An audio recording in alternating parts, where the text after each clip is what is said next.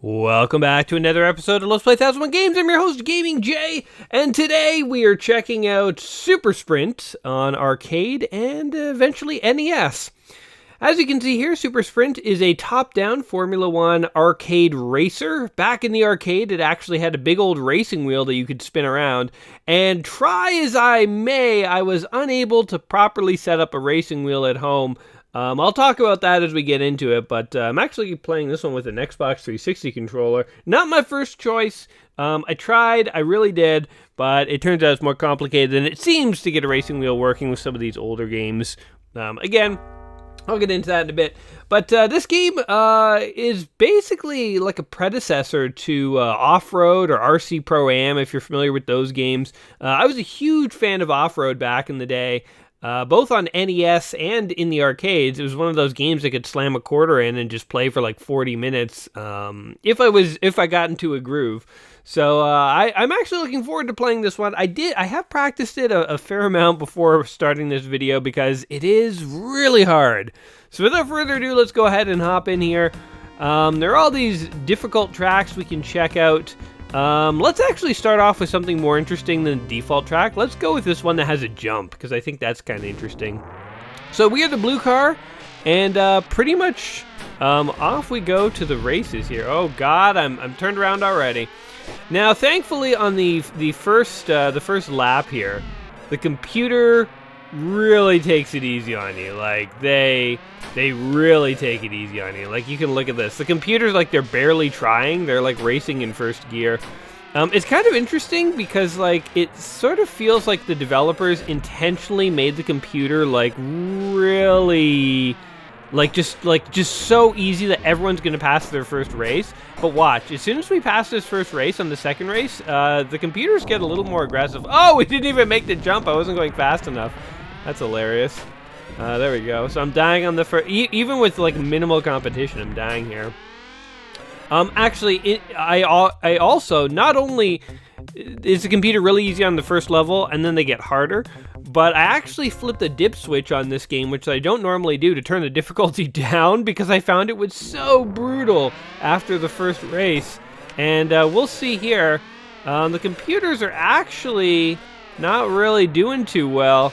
If you play this game on like normal difficulty, they own you. It is like really hard to like keep pace with them. I mean, even on like this easy difficulty, like I'm barely in the lead here. Yowza.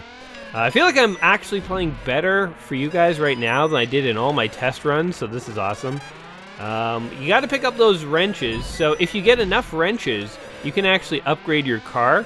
And that is something that is pretty important. Boom! We actually beat a second race. All right, we're doing good here. The winner's circle. I like how the guy, the green car, it's like they took his wheels. You know, like he lost so bad that he doesn't, like they're gonna like sell, they're gonna sell his car for scraps. Oh God, now I'm ping-ponging everywhere. All right. So this is the furthest track I think I've seen in all my like test runs here. So we're in for an exciting journey here because I don't know what other Formula One tracks this game holds. Let's take a shortcut, ha sucker! Oh God. So yeah, oh there we go. I knew that was gonna happen eventually. I knew I'd screw up majorly. I was gonna say this is a hard game. It looks like I'm driving very terribly, and I'll admit I am. But it's oddly hard to control. So initially I wanted to, oh, we got hit by the oil there. Initially I wanted to actually use my racing wheel controller to play this one because so this game in the arcades had a big old racing wheel. And, you know, as I said, I was a fan of Off-Road. And Off-Road had a big racing wheel too. And one thing I really liked about that game was the wheel. It was so precise. And I feel like you could turn it so subtly if you just wanted to, like, you know, edge your way around a corner, but you could do like hard turns. Like, it was just such a precise controller. I actually have I think it's like a Logitech Thrustmaster racing wheel joystick that I got a long time ago. It comes with like pedals and everything, so it like feels like you're driving a car. We lost, by the way. Now they're selling my car for parts. Oh, look, my guy's looking into his engine. It's like steaming in his face. All right, we've got to put it in another quarter to continue. And off we go. All right, so here's the next race. Oh, now they're tornadoes. What do the tornadoes do? Do they interfere with the race at all? By the way, since we had to put in a quarter and continue, notice how the computers have gotten a lot easier. Oh, God. Even though I'm screwing up, I'm probably still going to win this race. Although I really shouldn't commit to anything here. Really shouldn't make promises like that. Oh, God. Given my track record.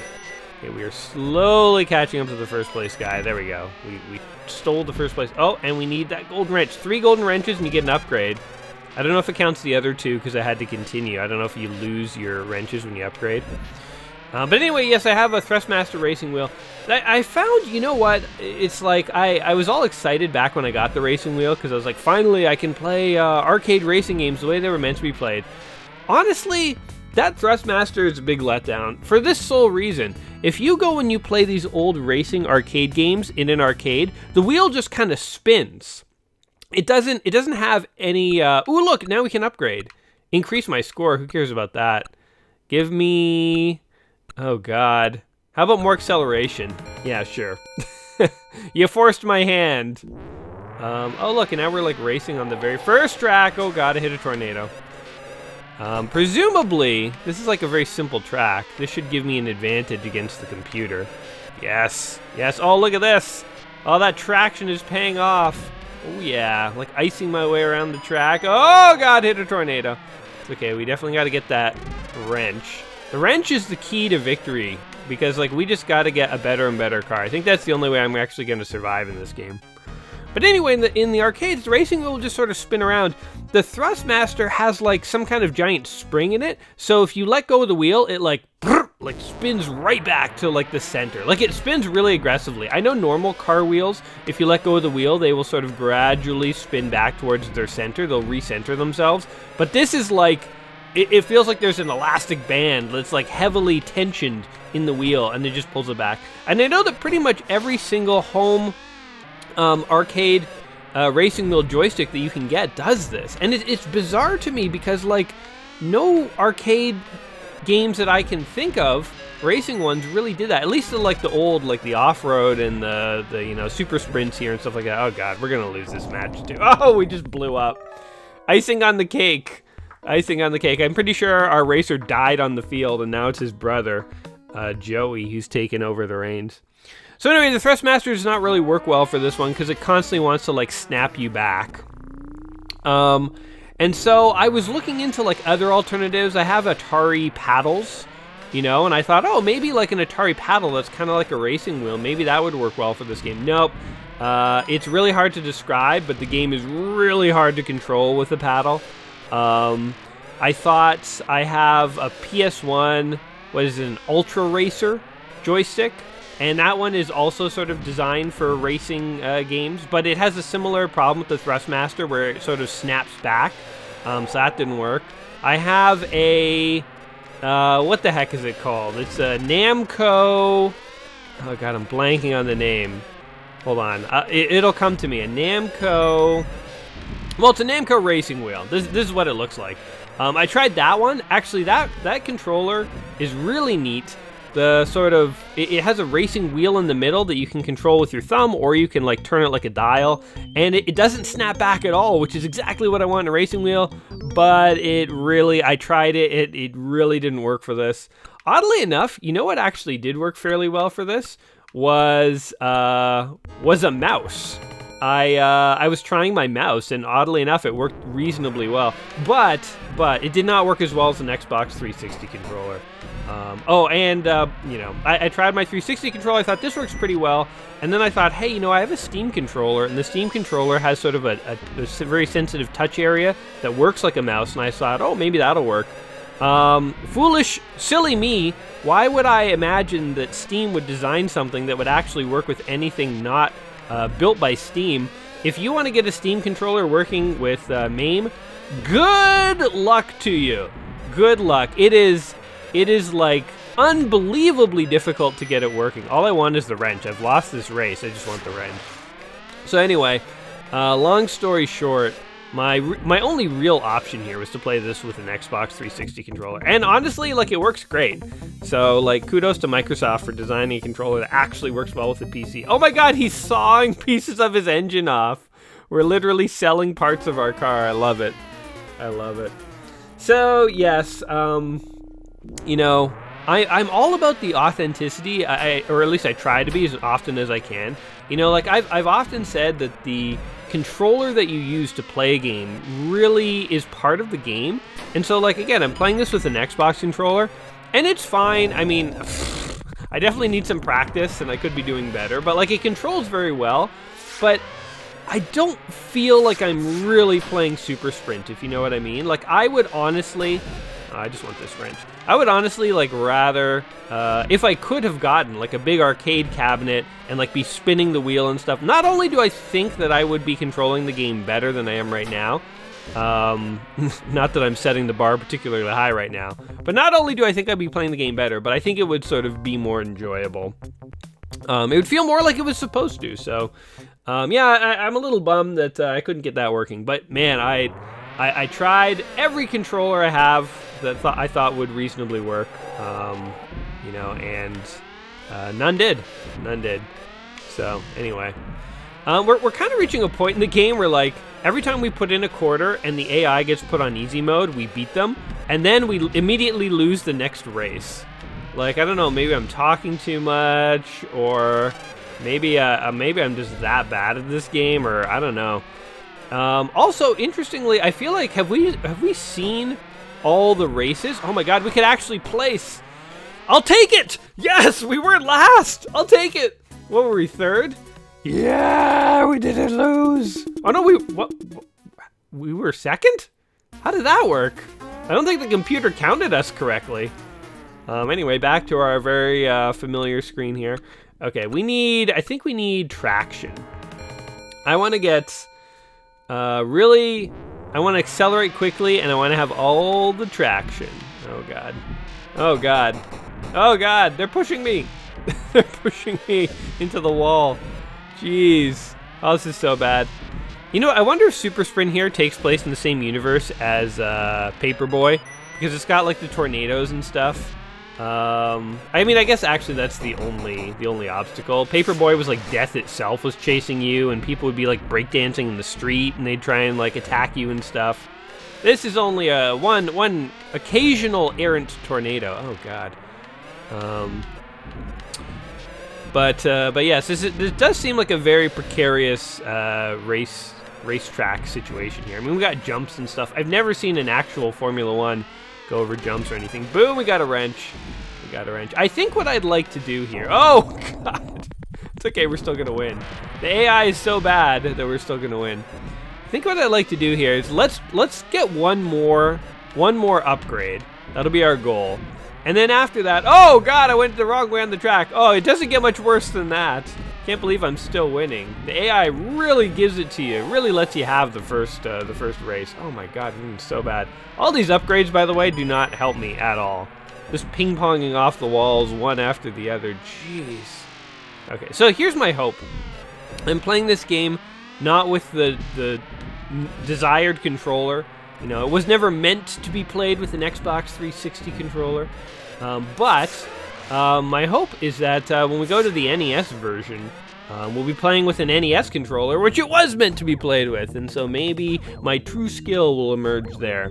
But we're going to work our way towards one more upgrade, see if it makes any difference, and we'll just kind of go from there. Because we definitely have seen all the tracks. I feel like there's not like there's going to be a hidden track we haven't seen yet. The game seems to just be cycling through the same, like, 8 tracks or so. Boom. Oh, we might actually win a race here. I would take it. This is... Oh, God, I, like, hit a car and that kind of spun me out. Still, we can... Oh, God, if we can kind of keep it together, we'll be kind of doing okay. Oh, God. Oh, I hit another car. Wow, we're actually... Looks like we're on pace to win this thing. Let's make sure we get our wrench. Boom. Okay. This is the last lap. Oh my god, if I lose the first place in this last lap, that'd be the ultimate embarrassment. It'll be the shame of the Formula One racing community. Come on. Do it! Damn! All right, we did it. Okay, that is a legit win. That is not, you just inserted a quarter. Let me just give you a win, give you a victory. You know what? This is a really good strategy for getting kids to put in quarters, because they totally would, right? Like, you put in a quarter and you know you're gonna win the next race. So it's like it really incentivizes you to just slam in one more quarter. Also, this game was really smart because by letting you upgrade your car, it's sort of like the more quarters you put in, the better your car got, and you got, again, incentivized to be like, oh man, but my car's so upgraded, I can't stop now. We just won another race. Man, maybe these car upgrades are actually helping. Or maybe I'm somehow getting better at the video game, although I hesitate to... I wouldn't go that far necessarily. What do we want? Acceleration, traction? We definitely don't want top speed. I guess we're going with acceleration. I think I was leaning towards traction at the very end there, but whatever. Oh, there's like poles are coming out of the ground now. Okay. Okay, I see. Game's getting more sophisticated.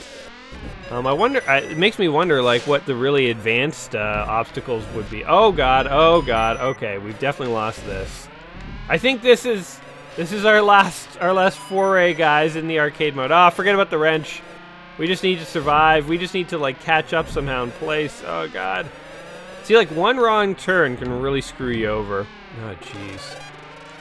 RC Pro-Am, by the way, was one of my one of the NES games I owned as a kid, and it was hard. It was really hard, but I really enjoyed it. It was very similar to this, but it wasn't a single screen. You kind of scrolled around a track, but you did have to pick up like tires and wrenches and engines, and it would like slowly upgrade your car. Hey, we got a high score. Let's go ahead and enter our initials. Join the ages. J. Boom. Game over. Oh, well, it doesn't even let you insert a coin.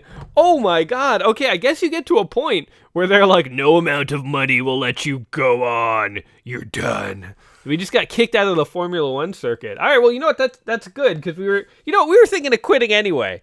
They didn't have to kick us out. We quit, all right? Let's not have any illusions about who left who. Anyway, so let's hop over now to the NES version and see what the home console port of Super Sprint looked like. Alright, Tengen proudly presents. Yes, Super Sprint here was one of the Tengen unlicensed, unofficial NES games that was released by, well, Tengen. Tengen was, of course, just Atari Games, but after Atari at one point split up into like Atari and Atari Games, and then I think it was Atari Games started publishing games under the name Tengen. They only ever made 3 licensed games, RBI Baseball, Pac-Man, and Gauntlet, but they also made unlicensed versions of each. Very quickly, the backstory behind Tengen, if you've never heard it, the reason why there were these odd black cartridges like Super Sprint here is because Nintendo back in the day had a very restrictive license policy where they would only let developers, I think, produce 5 games a year, and Tengen tried to negotiate more and Nintendo wouldn't budge, so Tengen submitted a phony request to the Copyright Office in the US for the code for Nintendo's lockout chip, which is a chip Nintendo used to prevent anyone from releasing an unofficial NES game. And so they got the code and they reverse engineered the lockout chip, and lo and behold, they could start producing unlicensed games. And then, of course, Nintendo sued them.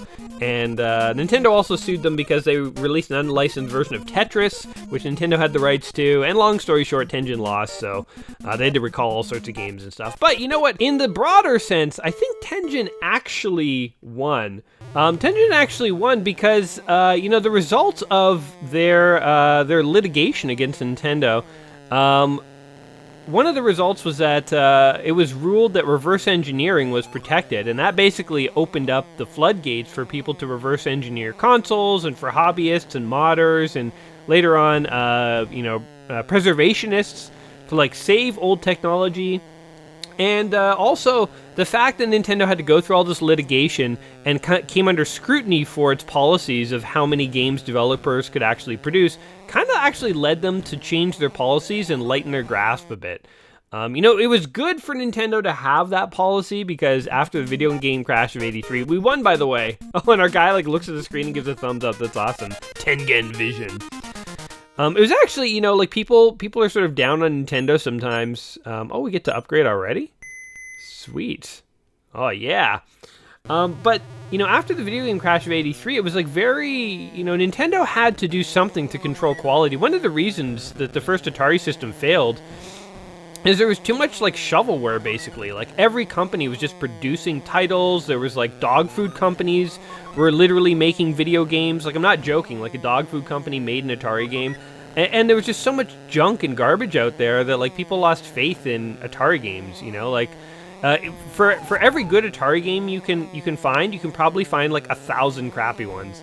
And not to say there aren't bad games on NES, but like for every great NES game, maybe there's like 20 bad ones, like the ratio is far different. So it's like having some control is actually like a smart thing. But I mean, Nintendo is notorious for wanting a little too much control, I would say. So, Tengen didn't do things by the book, and maybe they were in the wrong, but some good came out of this whole debacle. Anyway, so far, Super Sprint is way easier on the NES, way easier. First of all, your car moves way less quickly. Second of all, the controls just feel way more precise, and that's not surprising because, let's go with top speed, actually. Because, the game was actually designed for this controller, so of course it would probably be honed or tuned better for this controller. But yeah, like I feel like I'm in far more control of my car. I can actually like kind of like go around turns and stuff without wiping out, unless I hit a tornado, which is just the common plight of all Formula 1 racers. Formula 1 racing's pretty easy, just gotta watch out for them damn twisters. But I feel like we're now kicking the computer's butt. I almost feel bad. Like I should just lose some. I was so used to losing in the arcade. Now I feel like maybe I should just lose some. Maybe the computer players are just like, oh man, like this guy is so awesome. How does he do it? He puts his foot all the way down on the gas pedal. I'm just tapping it lightly. I don't understand. It's like they don't understand they can go faster. Or maybe they're just super nervous. They're just like, oh my god, I'm totally gonna die. I'm going to die. I need to slow down and not die. You know what's interesting? I have not seen a computer pick up a single wrench. In the off-road series, definitely the computer players can pick up power-ups. Like there'll be nitros and money bags that appear on the field, and the computer players can pick them up. I haven't seen a single computer player even attempt to pick up anything from the field. So I wonder if the computer like just literally can't. I mean, I wouldn't mind if that's the case, because it just means less competition for me. Oh, this is fun. Oh, what the heck? That's weird. I blew up. I want to, like, drive through that field. It's like, oh my god, I blew up again. Uh-oh. Uh-oh, this is bad. Oh god, we're all over the place. What happened? Our perfect record. Jeez. Okay, go through the field. There we go. I think I went around that loop incorrectly. Oh my god. I'm gonna lose this one hardcore. Okay. So I guess in the arcades, they give you like one good race before things get really hard, and on NES, you get like 4. They're like, you can have 4 good races, and then we're really gonna screw you over. Oh my god, I hit that car. So hitting cars is a good way to wipe out. Jeez. I thought I had almost recovered there. Oh my god, I'm just ping-ponging off the walls here. Okay, so we definitely lost. Oh my god, that wasn't even the last lap. I thought that was the last lap. Okay. Well, we lost. Handily. Is that just game over? My guy still gives a thumbs up. He's like in black and white now. This is like his tombstone. It's like an animated version of him giving a thumbs up. Race again. Yes. All right. So, do we just like lose all our power-ups? I don't understand what happened there. Did we continue? It was like, you've lost, game over, but do you want to just pick up right where you left off with literally no consequences? Because if so, we can make that happen. It's not called continuing. It's just called playing again. The computer seems to have gotten easier. It doesn't feel like I've lost my power-ups. Here's an interesting thing about Super Sprint here. I can't tell when I have power-ups. I'll be totally honest. The car controls the same. This is the same on the arcade version and the NES version, but it controls the same no matter what power-ups I've gotten. It's not like I felt any difference when I was racing, so I really can't tell if I have power-ups or not, or what's going on. But they seem to have adopted the arcade system of like, hey, you die? Just start again. You know what? Just go again. I got to imagine we have like 3 continues or something like that. They're not just going to give us infinite continues. Hey, thumbs up. Oh, and no option to upgrade. Oh, we only have 1 wrench. So in the arcade, you needed 3 wrenches to upgrade. I guess here you only need 2. Oh god. Again though, like you can go into dip switches and you can change all that. So I changed the dip switch in the arcade game to make it easier. I think there was an option for number of wrenches, and that was like the number of wrenches you needed to upgrade. It's interesting to think that back in the day, arcade owners could basically go in and like tweak the default difficulty of their games. And like, you know what, if I owned like a store or something, I feel like I would make my games really easy, because wouldn't that like entice more kids to come hang out? Although if kids aren't buying anything, screw them, maybe I should make my games hard. Actually, yeah, like, I guess you would want to be able to hone the difficulty, because like you would want to like tweak it so that, you know, people are there buying stuff, but you don't have like gangs of hoodlums hanging out there all day long. It's funny, actually, if you go back and listen to like radio reports and news reports and stuff when arcades were first coming out, it's like there's literally people complaining that we lost again. There's literally people complaining that you know, like teenagers are stomping on the rights of like elderly people to like do their laundry. It's like when a gang of teenagers congregates in a laundromat, you know, it makes things scary for everyone, and we shouldn't allow this, and blah blah blah. It's actually pretty funny. Oh, it's just game over. Totally game over. That's it. That's it. Super sprint. There's like nothing more to explore. Wow. Okay. Well, I mean, this is super sprint. You know, if there was more to this game, I'd totally be on board with continuing to play. But I feel like, I mean, it's just the same tracks over and over, kind of racing in a circle. It's you know, it's pretty basic by today's standards. You know, so this is one of the games in the book 1001 Video Games You Must Play Before You Die. And I personally think that as important as Super Sprint kind of was for like history purposes, you know, like it's what? The wrench is on the other side. Just give it to me, man. That sucks. That actually really sucks. The wrench is right there. Did you see that? As important as this game sort of was in terms of you know, further adding to this idea of you know, these racers where you could like build up your cart and you know, slowly improve things. And as cool as it probably was to race with the racing wheel, I kind of feel like unless you are playing the arcade version that has the racing wheel, I don't know if I would necessarily come back to this these days. I mean, let me put a big asterisk next to that and say if you have a buddy and you want to play like a 2-player or 3-player version, because I think the arcade was 3 players. If you want to play 2 or 3 players, I could actually see this game being fun as like a drinking game or something like that, or just like, you know, like a fun little competitive thing on like a Saturday.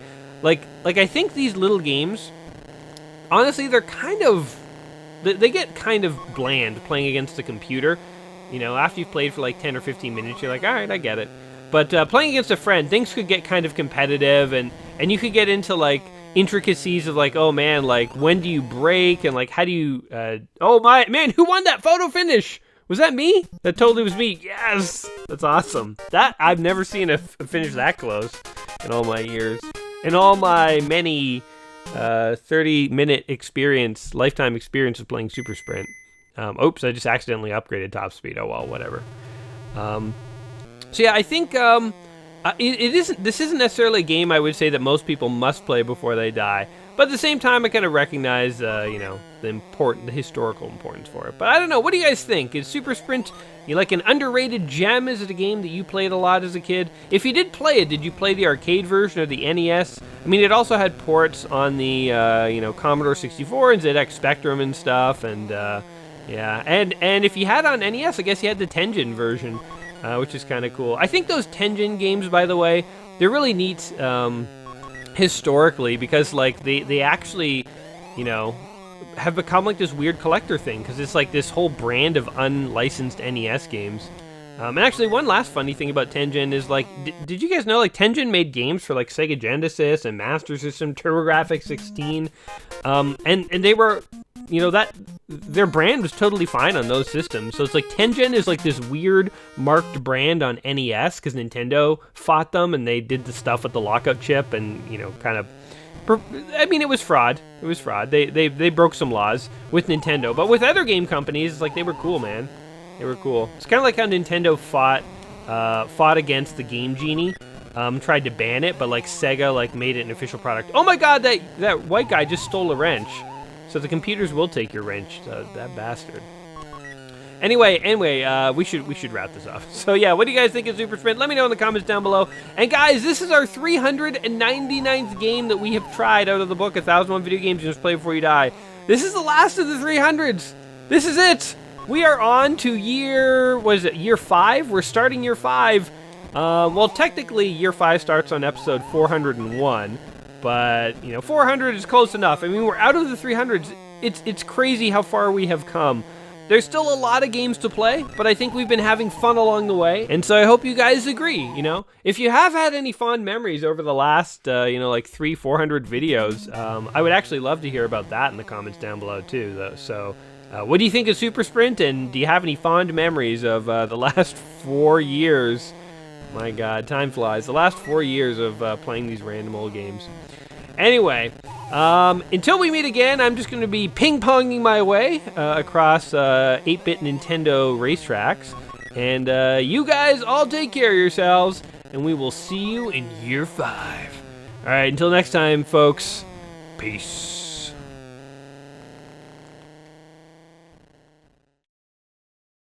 You know what? I never identified what color car I was driving in this game, but I think it's pretty obvious.